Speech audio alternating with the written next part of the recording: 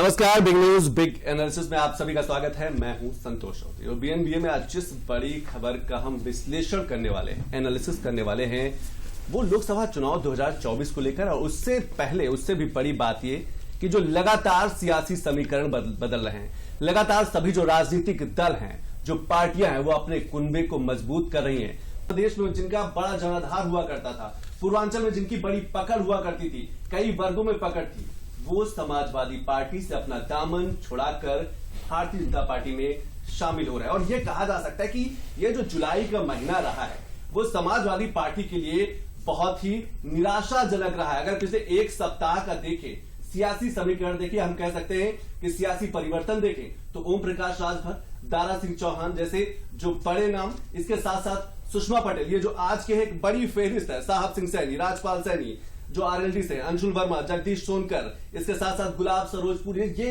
कोई तो इसमें राज्यसभा, पूर्व राज्यसभा सदस्य रहा है, कोई विधायक रहा है। समाजवादी पार्टी के बड़े चेहरे माने जाते रहे, अपने अपने क्षेत्र में इनकी खासी पकड़ रही है। लेकिन जिस तरीके से समाजवादी पार्टी को छोड़कर ये भारतीय जनता पार्टी में शामिल हो रहे हैं, उस तरह कहा जा सकता है कि 2024 का जो चुनाव है, उसकी तस्वीर जो है धीरे धीरे साफ होती नजर आ रही है। हमने पिछले दिनों देखा कि जब बेंगलुरु में एक बड़ी बैठक हुई और 26 दलों के एक संगठन जो विपक्षी गठबंधन है, उन्होंने अपनी शक्ति का प्रदर्शन किया। वहीं एनडीए ने भी देश की राजधानी दिल्ली में 38 दलों के साथ शक्ति प्रदर्शन किया। लेकिन इन दोनों गठबंधन की जो नजर है, वो उत्तर प्रदेश की 80 सीटों पर है, क्योंकि ये सभी जानते हैं कि उत्तर प्रदेश से ही दिल्ली का रास्ता निकलता है। और इसीलिए आज बिग न्यूज बिग एनालिसिस में इसी बात का विश्लेषण करेंगे कि आखिर जो लगातार सियासी चीजें बदल रही है, उनमें क्या कुछ आने वाले दिनों में एक बड़ा परिवर्तन देखने को मिलेगा। लेकिन कुछ आंकड़ों पर नजर डाल लेते हैं कि आखिर विपक्ष की जो खिसकती जमीन है क्या कुछ कहती है, उस पर हम एक बार नजर डाल लेते हैं। उसके बाद हम बीएनबीए में वापस आते हैं। विपक्ष की खिसकती जमीन, बीजेपी का मजबूत होता कुनबा। ओम प्रकाश राजभर की बात करें तो राजभर वोट पर काफी पकड़ रही है इनकी, सुभाषपा के अध्यक्ष रहे हैं। और पूर्वांचल में बात करें तो पूर्वांचल के कई जिले ये प्रभावित कर रहे हैं, इसका फायदा समाजवादी पार्टी ने भी उठाया है। दारा सिंह चौहान की बात करें, ओबीसी जात पर पकड़ है, घोसी से सपा के विधायक रहे हैं, जाने माने इनका चेहरा रहा है। और अपने भी वर्ग में इनकी काफी पकड़। ये वो चेहरे हैं जो समाजवादी पार्टी के कभी क्षेत्र वाइज चेहरा हुआ करते थे, पकड़ थी। सुषमा पटेल पूर्वांचल में कुर्मी समाज में पकड़ मानी जा रही, ओबीसी नेता कहा जा सकता है, और खासतौर से कुर्मी जो जाति है उसमें इनकी पकड़, ये आज भाजपा में शामिल हो गई। साहब सिंह सैनी समाज के जनाधार और सपा के पूर्व मंत्री हैं, पश्चिमी उत्तर प्रदेश से जुड़े हैं। ये ऐसे चेहरे हैं जो समाजवादी पार्टी के स्तंभ माने जाते रहे हैं। अपने अपने क्षेत्रों में इनकी पकड़ थी। राजपाल सैनी आरएलडी नेता है, पूर्व बसपा सांसद रहे हैं, और आज इन्होंने बीजेपी में शामिल हो गए। तो ये वो चेहरे हैं जो कभी समाजवादी पार्टी इनके बल पर चुनाव लड़ा करती थी।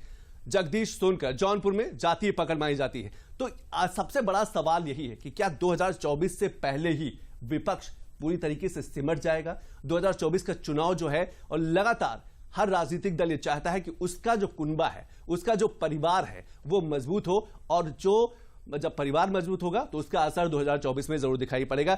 इस पर हम जरूर आएंगे और हमारे साथ एक खास मेहमान जुड़े। लेकिन एक हम रिपोर्ट देख लेते हैं, उसके बाद हम अपने जो खास मेहमान हैं मनीष सिंह जी, समाजवादी पार्टी के प्रवक्ता हैं, उनसे जरूर इस पर हम सवाल लेंगे। एक रिपोर्ट देख लेते हैं। 2024 का चुनाव है सबके सियासी दांव। उत्तर प्रदेश की 80 लोकसभा सीटों पर सबकी नजर है, और इसीलिए सभी राजनीतिक दल अपने कुनबे को बढ़ाना चाहते हैं। वो जानते हैं कि दिल्ली का रास्ता इसी पूर्वांचल से होते हुए पश्चिमी उत्तर प्रदेश होते हुए संसद तक पहुंच जाता है, और इसीलिए बड़े से लेकर छोटे सभी राजनीतिक दल अपने कुनबे की संख्या बढ़ाने को लेकर सियासी उठापटक जोर आजमाइश में लगे हैं। कौन सा नेता किस पाले में चला जाए, ये किसी को पता नहीं। अपने सियासी परिवार को बचाने को लेकर सभी दल जद्दोजहद में लगे हैं। सबसे बुरा हाल विपक्ष का है, और इसमें भी समाजवादी पार्टी का। एक या दो नेता नहीं, कई नेता सपा का दामन छोड़कर बीजेपी में शामिल हो रहे हैं। उत्तर प्रदेश के चुनावी अखाड़े में बड़े दलों के पाले लगभग नजर आ रहे हैं। इंडिया महज एक नाम नहीं है तो सपा, कांग्रेस, रालोद और आप सहित सभी दल आगे एक साथ दिखेंगे, ये वक्त की पलटती परतों में छिपा है। राजनीतिक कयास हवा में तैर रहे हैं। कौन किसके साथ किससे बनेगी बात, सब सियासी हवाओं में है। यूपी से लेकर दिल्ली तक मीटिंग का दौर चल रहा है। हालांकि मायावती एकला चलो की तरफ बढ़ती नजर आ रही हैं। यूपी से लेकर देश की सियासत तक सवाल कई हैं। एक सवाल ये भी, क्या 26 दलों के इसी नए विपक्षी गठबंधन ने अपने पुराने नाम यूपीए से पीछा छुड़ाया है? क्या वो यूपीए भ्रष्टाचार के कई मामलों में घिरी थी? वो वजह थी क्योंकि यूपीए का नाम आते ही कई बड़े घोटाले लोगों की आंखों में तैर जाते हैं। एंटेक्स घोटाला 2005, 2008 में 2G स्पेक्ट्रम घोटाला, 2009 में सत्यम घोटाला, 2010 में CWG घोटाला, 2011 में कैश फॉर वोट घोटाला, 2012 में कोयला घोटाला और 2013 में चौपर घोटाला। इसके साथ ही 2012 में ही आदर्श घोटाला भी हुआ था। समाजवादी पार्टी का कुनबा धीरे धीरे हाथ छोड़ रहा है। क्या विपक्ष के पास कोई मुद्दा नहीं बचा? क्या ये विपक्षी एकता सिर्फ और सिर्फ भाजपा के खिलाफ है? क्या ये कहा जा सकता है कि अखिलेश यादव अपनी ही पार्टी के कुनबे को संभाल नहीं पा रहे हैं? 80 सीटों के लिए घमासान शुरू हो गया है। नेता, दल सब दिल लगाने की बात करते हैं, पर ये आने वाला वक्त बताएगा कि उत्तर प्रदेश की जनता किसके साथ खड़ी है। तो आने वाला वक्त बताएगा कि उत्तर प्रदेश की जो जनता है वो किसके साथ खड़ी। लेकिन जिस तरीके से अभी समीकरण बदलते जा रहे हैं, हालांकि 2024 के चुनाव आने में अभी समय है, लेकिन जिस तरीके से सियासी गठबंधन लगातार एक बदलाव के दौर से गुजर रहे हैं और विपक्षी दल समाजवादी पार्टी की बात करें तो उनके कई बड़े नेता इधर से उधर जा रहे हैं। इस पर बात करने का हमारे साथ खास मेहमान हैं मनीष सिंह जी हैं, समाजवादी पार्टी के प्रखर प्रवक्ता। मनीष जी, आपका बहुत बहुत स्वागत। मनीष जी, मेरा सबसे पहला सवाल, पुरानी कहावत है कि तिनका तिनका जोड़ के एक घोंसला बन जाता है। क्या आपको लगता है कि समाजवादी पार्टी के वही तिनके अब निकल रहे हैं, बाहर जा रहे हैं, और वो जो कुनबा की बात की जाती है, जो घोंसले की बात की जा रही है, वो धीरे धीरे खाली होता जा रहा है? देखिए, 2014 में मोदी जी के प्रधानमंत्री बनने के बाद से देश में एक सियासत को तिजारत की तरह से भारतीय जनता पार्टी और एनडीए के लोगों ने राजनीति का दोहन किया और इसका उपयोग किया, और इसका नजीर भी आपके सामने है। आप जो बात कह रहे हैं चौधरी जी, ये हमें समझना पड़ेगा कि 14 में प्रधानमंत्री जी का जो चेहरा थे मोदी जी, वो प्रधानमंत्री बनने के बाद से भारत में क्या उन्होंने परिवर्तन किया, भारत में उन्होंने क्या बदलाव किया। आज के समय में मैं बता दूं आपको परिवर्तन, मेरी बात पूरी कर लीजिए प्लीज। चौधरी जी, देश का नौजवान उनसे रोजगार चाहता था, नौकरी चाहता था। 1,25,00,000 सरकारी विभागों में पद रिक्त हैं, उन पदों को नहीं भरा जा रहा है। महंगाई अपने चरम पर पहुंच चुकी है।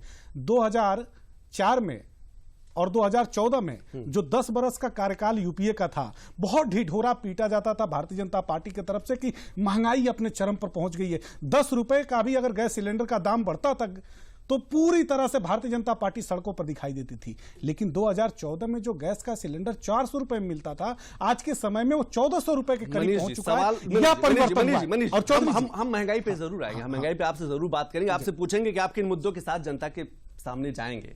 राजभर जब आपकी पार्टी में शामिल हुए थे, जिस तिजारत की आप बात कर रहे हैं, क्या सोच के आपकी पार्टी ने राजभर को स्वीकार किया था? दारा सिंह चौहान जब आपकी पार्टी में गए थे, क्या सोच के आपने उनको अपनी पार्टी में लिया था?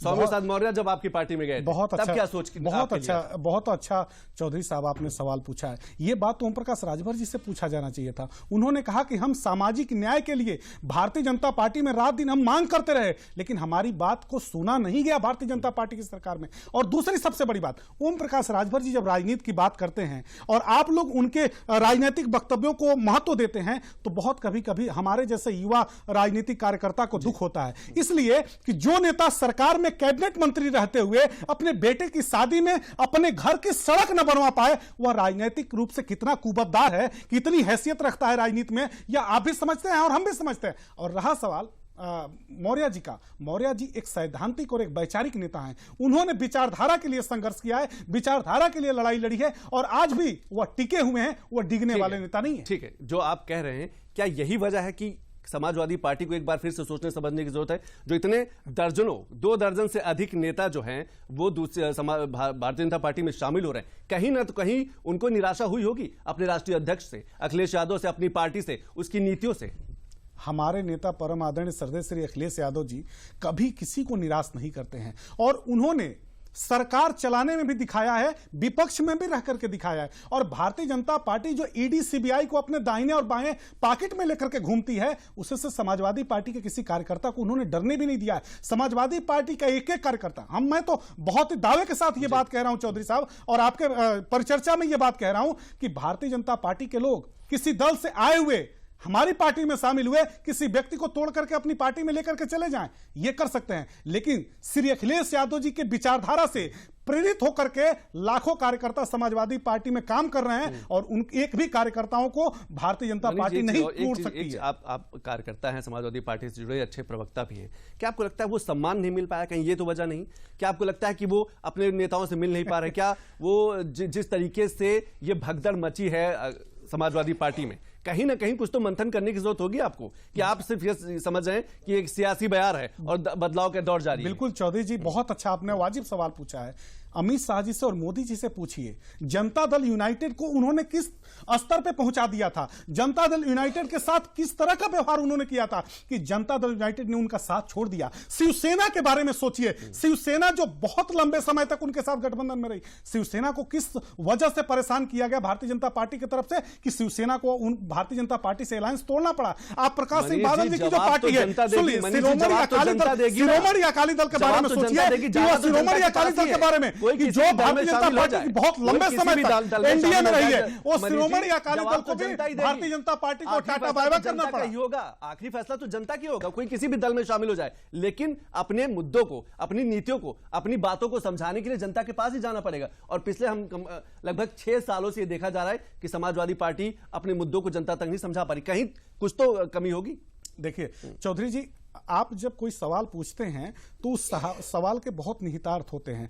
2017 की राजनीतिक परिस्थिति को आप देखेंगे और 2022 के राजनीतिक परिस्थिति को आप देखेंगे तो आपको महसूस होगा कि श्री अखिलेश यादव जी ने समता मूलक समाज की स्थापना की जनता में बात किया उन्होंने, और समाजवादी पार्टी अनवरत समाज के सभी वर्गों को एक साथ लेकर के चलने का जो संकल्प था, आदरणीय नेताजी के जमाने से, आदरणीय लोहिया जी के जमाने से, जिस तरह से समाजवादियों की एक बहुत लंबी संघर्षों की पृष्ठभूमि है, हम उसी पर काम करते रहे। और आदरणीय हमारे राष्ट्रीय अध्यक्ष श्री अखिलेश यादव जी के नेतृत्व में हमने अब आपको बहुत ताजुब होगा, 28,000 से ऊपर हमारी पार्टी के युवा कार्यकर्ताओं के ऊपर गैंगस्टर, गुंडा एक्ट जैसे तमाम गंभीर मुकदमे लगे, जेल के सलाखों के पीछे हमारे पार्टी के नौजवान साथी गए। हमारे नेता श्री अखिलेश यादव जी को तमाम तरह की परेशानियों का सामना करना पड़ा, लेकिन उसके बावजूद हम अल्पसंख्यकों के लिए, पिछड़ों के लिए, दबे कुचले शोषित वंचित वर्ग के लिए और समाज के सभी वर्गों को जो किसी न किसी रूप से परेशान किया गया, उन सभी लोगों को हम लोग एक साथ लेकर आगे चलते हैं। 3 तलाक का विरोध किया, कैसे अल्पसंख्यक,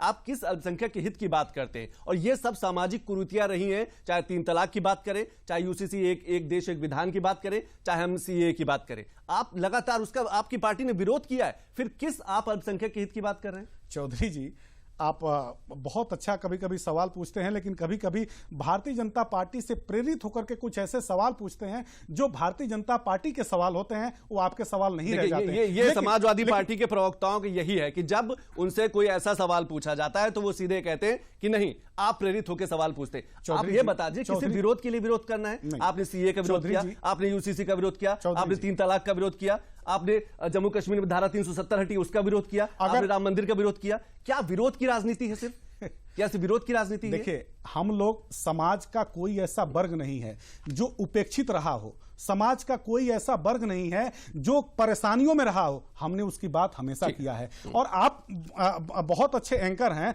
हम आपका बहुत आदर करते हैं, लेकिन समाजवादी पार्टी के प्रवक्ताओं के ऊपर जिस तरह की बात आप कह रहे हैं, आप तो भारतीय जनता पार्टी के लोगों से पूछिए ना, 82 दिन 82 डेज हो गए, मणिपुर के महिलाओं के साथ किसकी सरकार है? आप पूछिए ना, जिस तरह की विभत्सता। सुन लीजिए चौधरी, आप पूरी सवाल पूछा भी जा रहा है। हाँ, नहीं, पूछा भी जा रहा है। 82 डेज में जिस तरह की विभत्सता का वहां की महिलाओं को सामना करना पड़ा, आज हम बात इतने बेशर्म मुख्यमंत्री हैं जिन्होंने अभी तक इस्तीफा नहीं दिया, स्वीकार नहीं किया कि उनकी सरकार में इस तरह की घटनाएं हुई हैं। कुनबा घट रहा है। आपको चिंता करनी चाहिए मनीष जी कि आपकी पार्टी में जो जितनी तेजी से भगदड़ मची है, अगर ऐसा रहा तो 2-3 महीने में हमें लगता है पार्टी की बड़े नेताओं से खाली हो जाएगी। और आज की अगर लिस्ट देख लीजिए आप, क्या साहब सिंह सैनी का नाम, राजपाल सैनी, अंशुल वर्मा, जगदीश सोनकर, सुषमा पटेल, ये सब ऐसे नाम हैं जो अलग अलग क्षेत्रों में अपनी पकड़ रखते हैं, अपने वर्ग में इनका जनाधार है। और अगर वो समाजवादी पार्टी छोड़कर दूसरी पार्टी में जा रहे हैं तो एक चिंता का विषय। लेकिन ठीक है, किसमें कितना है दम, कुछ ग्राफिक्स भी देख लेते हैं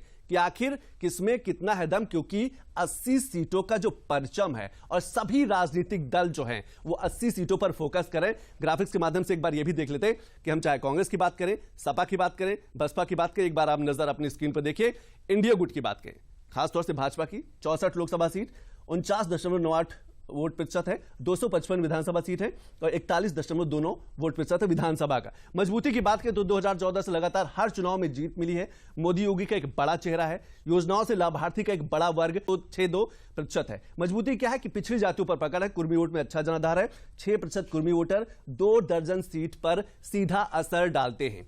दूसरा, निषाद पार्टी, लोकसभा सीट एक भी नहीं है। विधानसभा सीट की बात करें और इनकी निषाद पार्टी की बात करें तो निषाद पार्टी भी एनडीए का एक बड़ा गठबंधन रहा है। इसके साथ इंडिया गुट की बात करें तो लोकसभा सीट 3, पहले 5 थी लेकिन अब 3 है। वोट प्रतिशत 18.11%। इसके साथ साथ विधानसभा 108 इनकी सीट है और 32.06। मजबूती क्या है? अखिलेश यादव का एक बड़ा चेहरा है, मुस्लिम यादव कोर वोटर है, ओबीसी वोट पर अच्छी पकड़ है, मुख्य विपक्षी पार्टी है, उत्तर प्रदेश में अलग अलग मुद्दों पर अपनी आवाज उठाती रहती है। इसके साथ इंडिया गुट के ही अगर बात करें, इंडिया गुट की बात करें तो कांग्रेस लोकसभा सीट 1 है, वोट प्रतिशत 6.36% है, विधानसभा सीट 2 है और वोट प्रतिशत भी बढ़ा है। मायावती, कुछ ऐसे नाम आ रहे हैं जो आपके सामने, जो एकला चलो की बात कर, मायावती ने कहा है कि ये एकला अकेले ही रहेंगी। भरोसेमंद दलित वोट बेस है इनके पास, मुस्लिम वोटरों की सेंधमारी में सक्षम है, कई सीटों पर खेल बनाने और बिगाड़ने की ताकत रखती हैं। मनीष जी, कैसे देखते हैं लगातार, क्योंकि 2024 का चुनाव जैसे जैसे नजदीक आ रहा है, सभी राजनीतिक दलों के लिए एक बड़ी चुनौती है। ये सिर्फ समाजवादी पार्टी के लिए चुनौती नहीं, ये बसपा के लिए है, कांग्रेस के लिए, बीजेपी के लिए भी है कि वो अपने कुनबे को संभाल के रख सके। चौधरी जी, ये बात बिल्कुल आपने साफ तौर पे कहा कि हमारे सामने चुनौती है और इसको हम स्वीकार करते हैं। चुनौती इसलिए है कि हमारे सामने बढ़ती हुई महंगाई है, हमारे सामने करप्शन है भारतीय जनता पार्टी का, हमारे सामने भारतीय जनता पार्टी ने जिस तरह से उत्पाती राजनीति को जन्म दिया है, जिस तरह से अन्य विपक्षी दलों को जेल की यातनाओं में भेजने की पद्धति का इजाद हुआ, चुनौती हम स्वीकार करते हैं। लेकिन हम जब जनता के बीच में जाएंगे, आप चौधरी साहब, आपको भी बहुत ताजुब होगा और आप तो आंकड़े वाले एंकर हैं, आपको आंकड़े की बहुत अच्छी जानकारी है। लेकिन भारत के प्रधानमंत्री जी 9 वर्षों में, 10 वर्ष अब होने जा रहा है, 9 वर्षों में सालाना उन्होंने अपने ऊपर 15,000 करोड़ रुपए खर्च किया है। अब आप सोचिए कि भारत के प्रधानमंत्री जी जो कहते थे कि हम गरीब के बेटा हैं, गरीब का बेटा बन करके आए थे, लेकिन आज चौधरी देखिए, मुझे पूरी बात कह लेने दीजिए। सवाल यही है कि आपको जिस तरीके से देश की अर्थव्यवस्था बढ़ रही है, 10वें नंबर से 5वीं अर्थव्यवस्था पहुंच गई, वो आपको नहीं दिखता। जिस तरीके से विदेशों में अमेरिका, फ्रांस जैसे बड़े जो चौधरी जी, मेरी भी बात, वहां पर हिंदुस्तान तो अपनी बात पूरी कर, बिल्कुल बात पूरा करिए, लेकिन आप सुधीर जी बिल्कुल आप बहुत अच्छे एंकर हैं, विपक्ष की भी बात सुन लीजिए। बिल्कुल जो गरीब का बेटा बनकर के भारत का प्रधानमंत्री बना हो, जिन्होंने यह कहा हो कि हम गरीबी की पृष्ठभूमि से आए हैं, 41 करोड़ रुपए प्रतिदिन वो अपने ऊपर खर्च करते हैं। आपको ताजुब होगा, 81 करोड़ लोग भारत में, आज भी मोदी जी खुद कहते हैं कि 81 करोड़ लोगों को मुफ्त का हम खाद्यान्न और राशन देते हैं। और जिस देश में 41 लाख रुपए पर दिन भारत के प्रधानमंत्री 41 करोड़ रुपए पर दिन, कोविड जैसा संकट आपको नहीं दिखाई दिया, कोविड जैसा संकट आपको नहीं दिखाई दिया कि जब कोविड जैसे संकट में देश के लोगों को जरूरत थी, लोगों के पास रोजगार है, तो ये वैश्विक समस्या थी, सिर्फ हिंदुस्तान के अकेले की समस्या नहीं थी। और ऐसे में बेहद जरूरी था कि कुछ ऐसी योजनाएं, खाद्यान्न की योजनाएं जो लोगों तक पहुंच सके। एक सवाल आपसे और है मेरा कि लगातार जिस तरीके से हम उत्तर प्रदेश की सियासत को देख रहे हैं और खासतौर से समाजवादी पार्टी में जिस तरीके से भगदड़ मची है, 1-2 बड़े गठबंधन हमने देखे कि बेंगलुरु में एक बड़ी बैठक हुई और 26 दलों का एक बड़ा गठबंधन हुआ, जिसमें समाजवादी पार्टी के राष्ट्रीय अध्यक्ष अखिलेश यादव जी भी शामिल हुए। एक मंच पर वहां कांग्रेस के साथ है, क्या उत्तर प्रदेश में कांग्रेस और सपा का गठबंधन होगा कि वहां पर सिर्फ प्रधानमंत्री मोदी का विरोध करना है इसलिए वो मंच पर शामिल है, लेकिन राज्य में आएंगे तो राज्य में अपनी अपनी सियासत होगी? ये दोहरी मानसिकता है ना, ये दोहरी मानसिकता है ना। सुधीर जी, बहुत एनडीए के लोगों को परेशान होने की जरूरत नहीं है। जो विपक्ष की एकता बनी है, जो इंडिया है, असली जो भारत है, उसकी जो एकता बनी है, उसकी परिणाम को आप जब देखेंगे 2024 का जो चुनाव होगा और उसका जो रिजल्ट आएगा, उसके जो परिणाम की एनालिसिस करेंगे तो भारत जीता हुआ दिखाई देगा, इंडिया जीता हुआ दिखाई देगा। मैं ये बात इसलिए नहीं कह रहा हूं, आप ये मत सोचिए कि किस राज्य में किस दल के साथ कितनी सीटों पर क्या बात बनेगी, ये हमारी चिंता है, ये आपको चिंता करने की जरूरत नहीं है, एनडीए को चिंता करने की जरूरत नहीं है। यह विपक्ष का जो इंडिया है, जो देश चाहता है, हमारे देश के युवा चाहते हैं कि हमें सरकारी नौकरी मिले, हमारे जो कर्मचारी हैं वो चाहते हैं कि हमें पेंशन मिले, वह पूरे भारत इंडिया इंडिया हमारा एक मुट्ठी में बंध करके एक ताकत बन करके जो 26 दलों ने अपना एक गठबंधन बनाया है, यशस्वी हमारे राष्ट्रीय अध्यक्ष श्री अखिलेश यादव जी के नेतृत्व में उत्तर प्रदेश की 80 सीटों पर जिस तरह से इंडिया जीतता हुआ दिखाई देगा, उत्तर प्रदेश और देश की राजनीतिक और सरकार के परिणाम को मान लीजिए। आखिरी सवाल, किन मुद्दों के साथ आप जनता के बीच जाएंगे? क्या सिर्फ विरोध के लिए विरोध करना मुद्दा होगा, या फिर आपके अपने भी कुछ एजेंडे हैं कि विकास की बात करेंगे, लोगों को आगे बढ़ाने की बात करें? आपके अपने मुद्दे क्या होंगे? सिर्फ विरोध के लिए विरोध करने के लिए नहीं जाएंगे, आप किन मुद्दों के साथ जाएंगे? चौधरी जी, हमारे लिए सबसे बड़ा मुद्दा आज के समय में आरक्षण है।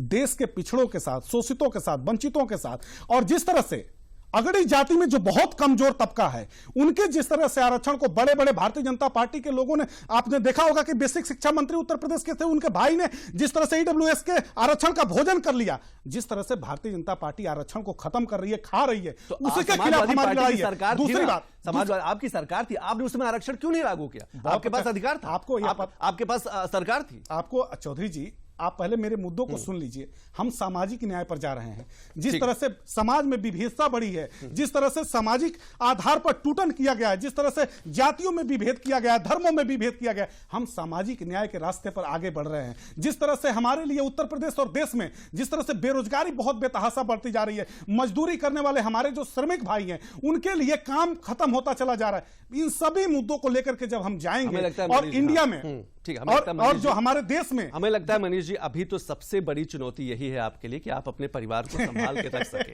हमारे लिए कोई चुनौती नहीं है चौधरी जी, हमारे लिए कोई चुनौती नहीं है। एनडीए को और आपको चिंता करने की जरूरत नहीं है। एनडीए को, अभी ये सिर्फ जुलाई का महीना है, अगर ऐसे ही महीने बीतते रहेंगे तो समाजवादी पार्टी के में से बड़े चेहरे हमें लगता है कि दूसरे दल में शामिल हो जाएंगे, क्योंकि लगातार आप इसे एक सप्ताह का समीकरण देख सकते हैं। चौधरी जी, बड़े नाम हैं जो आप खुद जानते हैं बहुत अच्छी तरीके से कि ऐसे नाम हैं जिनका अपने क्षेत्र में, अपने जिले में, चाहे पूर्वांचल की बात करें, चाहे पश्चिमी उत्तर प्रदेश की बात करें, उनकी पकड़ रही और उनकी पकड़ से आपने भी उसका लाभ लिया है। लेकिन अब आप शायद आपकी नीतियों को पसंद नहीं है। 1 मिनट के लिए समय, 30 सेकंड लास्ट, 30 सेकंड। चौधरी जी, ये बात बहुत अच्छे से जान लीजिएगा कि श्री अखिलेश यादव जी के चेहरे पर उत्तर प्रदेश की जनमानस ने, 25 करोड़ की आबादी ने 36% वोट दिया और 2 करोड़ 96 लाख से ऊपर हमें वोट मिला है। और उसी आधार पर आज विपक्षी एकता, जिसने इंडिया की मुहिम नाम से मुहिम शुरू किया है, देश की जनता हमारे साथ है और उत्तर प्रदेश और देश में परिवर्तन होगा और भारतीय जनता पार्टी का और इंडिया का ये वक्त बताएगा, ये समय बताएगा कि देश की जनता किसके साथ है। लेकिन जिस तरीके से उत्तर प्रदेश में अभी लगातार जो सियासी हलचल है, जो सियासी परिवर्तन हो रहे हैं, उससे साफ पता चला है कि 2024 की जो एक बड़ी चुनावी तस्वीर है वो साफ होती नजर आ रही है और विपक्ष के लिए एक बड़ी चुनौती है। मंथन का भी समय है कि आखिर वो अपने परिवार को, अपने सियासी कुनबे को संभाल सके। मनीष जी, आपने समय निकाला, इसके लिए बहुत बहुत शुक्रिया। तो बिग न्यूज बिग एनालिसिस में आज हमने बात की कि किस तरीके से आने वाले 2024 के चुनाव को लेकर सभी राजनीतिक दल उत्तर प्रदेश पर फोकस करें, उत्तर प्रदेश की 80 सीटों पर फोकस करें, लेकिन सभी राजनीतिक दलों के सामने चुनौती है अपने परिवार को संभालने की। तो बिग न्यूज बिग एनालिसिस में कल फिर इसी समय किसी अच्छे विषय के साथ आपके सामने पेश होंगे। तब तक के लिए नमस्कार।